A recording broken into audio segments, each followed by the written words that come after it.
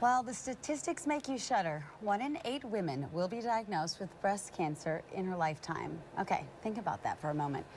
You know, so often you know someone, or it's you don't know what to do, you don't know how to help, you don't know how to support, but we know some people who do. The people at Project 31, they know exactly what to do. Our friend Sarah McLean, she is back. She's been on Living Oklahoma before, but if you missed her story, Sarah, we want to start by you sharing with all of our viewers your own personal experience with breast cancer.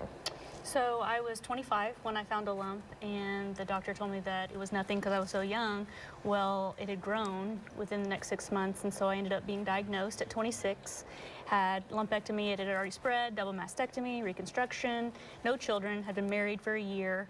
And fast forward, 8 years later, I was diagnosed again at 34. Even though I'd had a double mastectomy, I still knew that there was a small risk that it could come back. And ironically, it was a different type of breast cancer.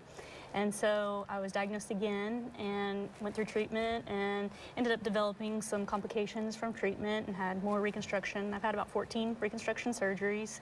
And through my experience, my husband and I, we wanted to start a nonprofit to come alongside survivors and their families. So when you were talking about just the children and the spouses, it affects the whole family.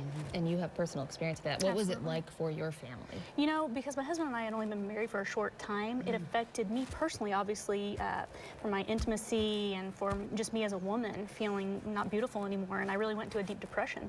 Well, that for better or for worse came up quick for y'all. Absolutely. And in sickness and in health, you know. Yeah, all that. So we were connected to a counselor, and she was able to interpret to him what I was feeling and just help us understand some communication skills.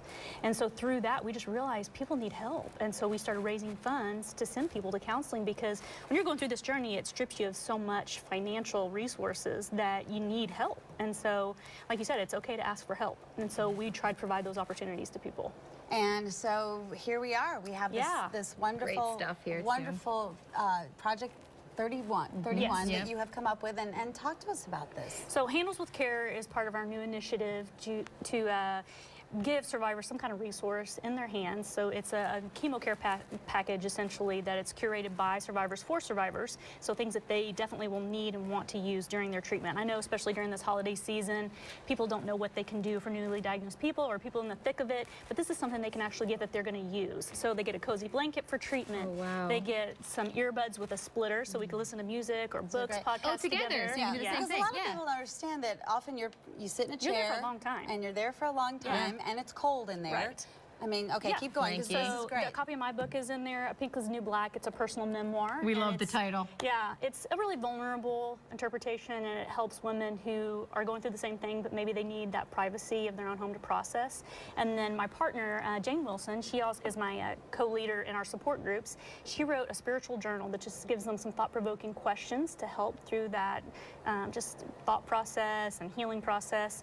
And so then we've got some fun socks, and then some beanies, water bottle, things that they can just practically use, but it introduces them to our organization, because we also lead support groups in 4 different hospitals. So where can people find out if they're like, where can I get in touch with you guys immediately? Project31.us. We have all of our schedules on there, and we meet literally once a week in a different hospital. So if you want to come any time of the month, you're welcome, and it's fun. It's not always just stuffy. It's educational and encouraging, hopeful environment. I bet. Oh my goodness. And a place to talk about things that probably you can't talk about with people who haven't been through it. Yeah, if you've never been through cancer, it's hard to really validate somebody who needs it. And especially as the survivor, our family and friends around us, they're trying to be strong, but we need a place to be vulnerable and let it out. I have a quick question for you. Was it hard for you to put your experience into words here? It was extremely hard. I bet. It was actually, I thought I had dealt with a lot of the stuff, but I had to relive it in order to get it authentically on paper. And so, yeah, it was tough, but it was therapeutic too. And so I'm glad I was able to do it and just give a glimpse of hope to other women. Wow. I want to read it. I know. I was going to say, there's a great Christmas read for you. Yes. Inspirational. It's quick and easy. Well, now, those who want to send a Handles with Care package to a friend or loved one in breast cancer treatment, you can do so. All you have to do is visit their website or call 503-8427. Also, the packages, they're about $100, and don't forget, all donations are tax deductible. So send one today. It's a great gift. Still time to send it out any time of the year, of course.